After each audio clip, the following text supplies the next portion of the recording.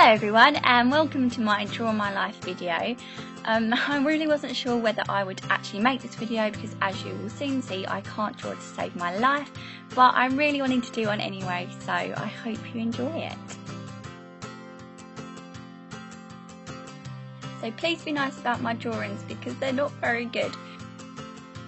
This is me, and I was born on the 2nd of June 1990, weighing 4 pounds and 14 ounces. And I was named Katie Francis. Thanks, Mum and Dad.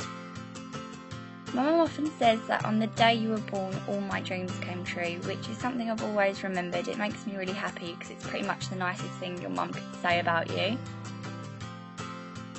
I grew up in the southeast of England in a county. Most of you think it's in Essex, but it's actually here in Kent. Not too far away, is it? So I was created by a beautiful lady called Tracy and a handsome guy named Pete. And pretty early on in life I realised they were my mum and my dad. For the first 9 months of my life, my nan and granddad also lived with us in our house, which is probably the reason that we're so close, and they're two amazing people that I couldn't be without in my life. 2.5 years later, a little munchkin called Chris came along, and he kind of completed our little family, and I decided that I rather liked being a big sister. So some of my earlier memories are going to the park with my little brother and going for walks with my granddad, and I just remember always wanting to see the cats that live near us for some reason. And apparently, according to my mum, I used to enjoy pulling my brother around by the legs of his baby grow, so they would stretch a million miles and made him look like a 6-foot baby, but I think he quite enjoyed that. As I got a little bit older, I started to notice more and more that my mum was in quite a lot of pain with her arms and legs, and this made me really sad because I didn't really understand why. I found out that she had ME, which caused her lots of pains in her arms and legs and muscles, and it was really sad because she had to stay in bed a lot of the time. So we ended up moving to a flat which was actually in a sort of old people's type of complex, and some of them were nice and others were mean and thought that we would be really noisy and didn't want us living there.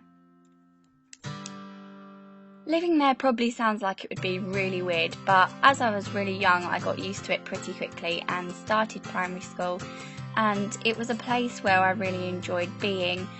I just really enjoyed lessons and liked my teachers and just generally enjoyed being there right from the start to the end. I was quite a happy little girl and I really enjoyed being at school. I had lots of friends, and one of our favourite things to do was make up dance routines in the playground to S Club 7, Steps, and of course the Spice Girls, which were our favourite bands at the time. And throughout most of primary school, our dad would take us to school and pick us up because my mum was just too ill to do it. But we didn't mind though, because Dad would always buy us lots of sweets and Pokemon cards, of course, which I think my brother was more impressed with than I was, but I did enjoy the sweets and the odd Pokemon card. One of my best childhood memories was going to Disneyland Paris, which was probably one of the best experiences of my life. I loved it there so much. I was honestly gobsmacked by how amazing it was because I'd always loved Disney. And even though my mum had to go in her wheelchair, we painted her wheels pink and my dad pushed her around, and it was fine because they knew how happy we were and we were mega grateful for them taking us there. Now it feels like I'm skipping a few bits, but as it got to the end of primary school, my mum started to get a little bit better, and sometimes she could take us and pick us up from school and take us out, which was great. And I started to think more and more about high school, which was around the corner and really exciting for me. So secondary school, as we call it in the UK, was a big exciting new place which I couldn't wait to start. And even though I would really miss primary school, lots of my friends were going to the same school. So I wasn't really scared because high school was going to be like Saved by the Bell and Sabrina the Teenage Witch, obviously. But as the days and the weeks and the months started to go by, every day I just couldn't wait till it was over, and I realised something really wasn't right. I just felt sick and anxious and scared every single day being there, and it just was the worst place in the world to me. All my friends seemed really happy there, and this really started to alienate me from them because I didn't understand why I felt this way and everyone else was carrying on as normal. I was at quite a low point when there was one particular lesson in school which I probably won't go into too much detail about because it kind of sounds odd, but the teacher was talking about food allergies, and this kind of started everything off in the worst way, and I had a massive panic attack which turned into lots and lots more panic attacks, and nobody really knew what the hell was going on basically. And I started to feel like I couldn't breathe, I was scared, alone, I felt like a weirdo and that I wasn't normal anymore, and I didn't understand what was happening to me. After that, every school day was a real struggle, and I literally just felt like there were storm clouds hovering over my head all the time, and I had massive arguments with my mum because I just didn't want to go to school, and I used to beg her to not let me go, but she was doing the right thing at the time and making me go to school like every other normal kid. But when I was at school, I wouldn't eat or drink a thing, which obviously is pretty dangerous and really bad for you, which obviously set everybody else off whispering and wondering whether I had anorexia, which obviously wasn't the case, but you can understand why people would assume that.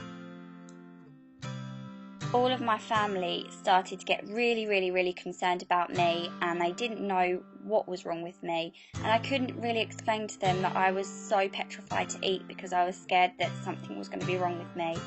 And to cut a very long story short, I was diagnosed with health anxiety, which basically meant I was scared of things in particular, but mainly I was worried about being ill or dying, and having panic attacks really didn't help those feelings at all. So during this time I was actually homeschooled, which wasn't really a pleasant experience because I didn't really like not being with my friends and being isolated.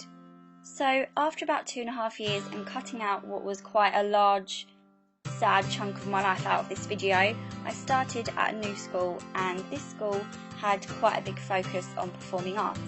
And as nervous and scared as I was about starting, I really didn't think I could do it. Once I got there, it was almost like the sun came up on what had been a really horrible few years. I made some really nice friends, some girls took me under their wing, and I started to feel happy again for the first time in a very long time, and more importantly I felt normal again. In 2004 to 2006 I was studying for my GCSEs, something after everything that happened I thought I would never do. And even though I wasn't that academic and I didn't really enjoy maths and science, I loved performing arts, and I entered lots of different shows, performed in talent shows, and pretty much the second best thing to ever happen to me in school was getting the main part in the school play Sweet Charity when I was 16. And even though I wasn't totally better, performing arts really helped to heal what was wrong with me, and it has played a big part in my life. And I'm so proud that I came out of school with some A stars, A's and B's, but so you don't think I'm showing off, I also got some D's and F's because I should have paid a lot more attention in maths and science. I loved being at that place so much that I decided to stay there for sixth form, which is kind of like college. While other people were going out getting jobs, I was still studying performing arts, which was my big love, until I met a certain boy who was obsessed with football and was there studying football coaching. His friends called him Pie, but his real name was Ricky, and I remember seeing him for the first time and feeling like I'd never felt before. Even though I'd had a couple of boyfriends throughout school, I definitely felt different about him. He nicknamed me Patches because of some rather dubious fake tan mistakes, but when I realised that he liked me too, we never really looked back. And as luck would have it, my best friend Lauren and Ricky's best friend Kerry, that's the boy's name before you ask, were really starting to like each other at the same time as well, which meant we could go on lots and lots of double dates. And we ended up going on double dates pretty much every night that summer. We went on holiday together and we went to the beach and just generally had a laugh, and it was definitely one of the best summers I can ever remember having. And on the 7th of August 2007, me and Ricky officially became boyfriend and girlfriend, which made me happier than I ever thought I could be. That's really cheesy, I know. So it was time to say bye-bye to secondary school, and what started as a place with absolutely awful memories for me turned out to be a place with wonderful memories for me, and I managed to get AS levels in performing arts, drama, dance and media. So what was next? I tried performing arts college for a while, but it just wasn't the place for me, and I felt like a massive fail, and I honestly just thought, what the F is going on? Why am I doing this? I'm ruining everything I've worked so hard for by leaving. But I started to feel a lot of the anxious feelings creeping back over me, and I knew that I had to put a stop to it. During this time I was teaching at a stage school, and this made me very, very happy to see all of the kids' faces when we put on shows, and it definitely put a smile back on my face too. During this time I started looking into what it would take for me to open my own online jewellery store. So I saved up a bit of money from working at the stage school, taught myself how to make necklaces and bracelets and little vintage hair accessories, taught myself how to build a website to put them all onto, and learned how to photograph all of the pieces so that they looked nice on the website.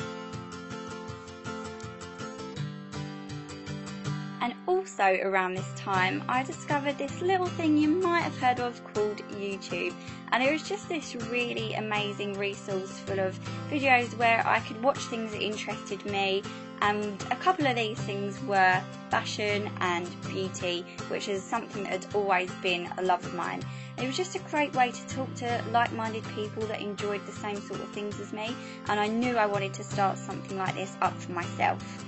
So in 2010 I decided to start up my very own fashion and beauty YouTube channel, and I bizarrely called it Dolly Bobo, which was my quirky little name that just kind of stuck. And I was amazed when I got 1,000 subscribers, so to be on 150,000 subscribers today is absolutely crazy.